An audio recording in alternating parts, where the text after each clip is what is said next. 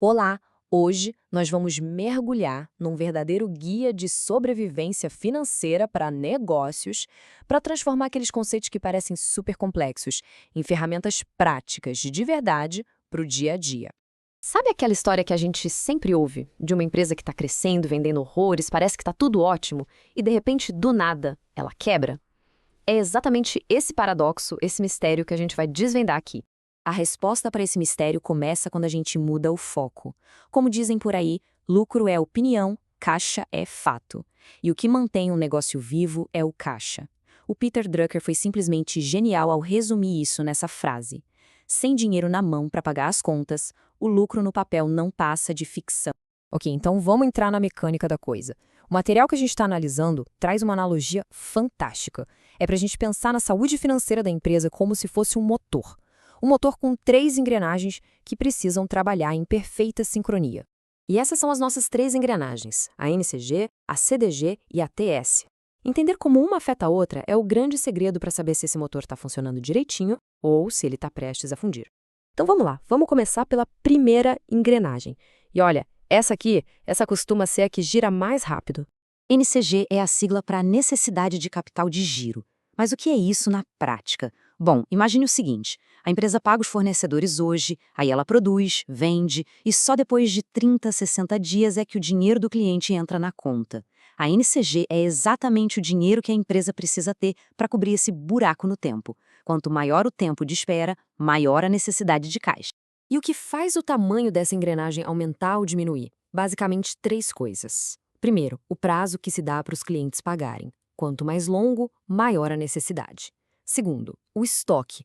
Produto parado na prateleira é, literalmente, dinheiro empatado. E terceiro, o prazo que os fornecedores dão para a gente. Aqui, quanto mais longo, melhor, porque dá um fôlego para o caixa. Certo, já entendemos a necessidade de caixa, agora, de onde vem o dinheiro para cobrir essa necessidade? Aí entra a nossa segunda engrenagem, a que abastece o motor. Essa é a CDG, o capital de giro. Pensem nela como o tanque de combustível da empresa. É aquele dinheiro mais estável, de longo prazo, sabe? Aquele que os sócios colocaram no início ou que veio de um financiamento mais estruturado.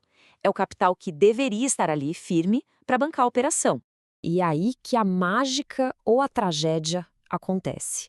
Quando essas 2 engrenagens, a necessidade de caixa e o combustível disponível, começam a girar juntas, o resultado delas é o que realmente importa no fim do dia, o saldo na conta bancária.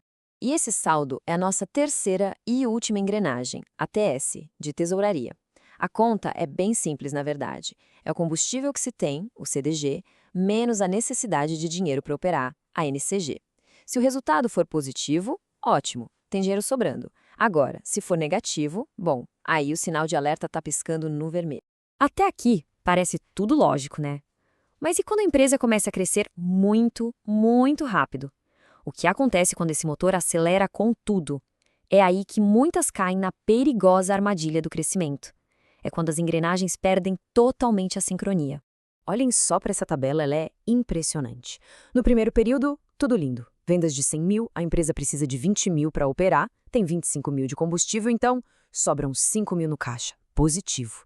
Agora, olha o que acontece quando as vendas dobram. A necessidade de caixa também dobra, vai para 40 mil, mas o combustível, o capital de longo prazo, quase não mudou. Resultado, um buraco de 14 mil no caixa.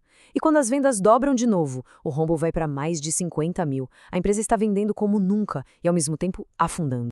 O material original chama esse fenômeno de efeito tesoura. E é uma imagem perfeita. Não é? As linhas da necessidade de caixa e do caixa disponível vão se abrindo, se afastando como as lâminas de uma tesoura, cortando a força vital da empresa. E aqui a gente fecha o círculo e volta para o paradoxo do começo. No papel, nos relatórios contábeis, a empresa está dando lucro. Mas na prática, na vida real, ela está se tornando insolvente. Ela simplesmente não tem dinheiro para pagar as contas do fim do mês. Então, a pergunta de $1 milhão é: como escapar dessa armadilha? A chave, claro, é gerenciar ativamente aquelas 2 engrenagens principais, manter tudo em sincronia. Basicamente, existem duas grandes alavancas que podem ser acionadas. De um lado, dá para tentar diminuir a necessidade de caixa, como tentando receber dos clientes mais rápido, otimizando o estoque ou negociando prazos maiores com os fornecedores. Do outro lado, a gente pode tentar aumentar o combustível de caixa, ou seja, injetar mais capital, seja dos sócios ou buscando um financiamento de longo prazo. E quando se começa a gerenciar isso de forma ativa, o objetivo do negócio muda. Deixa de ser apenas ter lucro no fim do mês e passa a ser algo muito mais profundo: criar riqueza de verdade, de forma sustentável.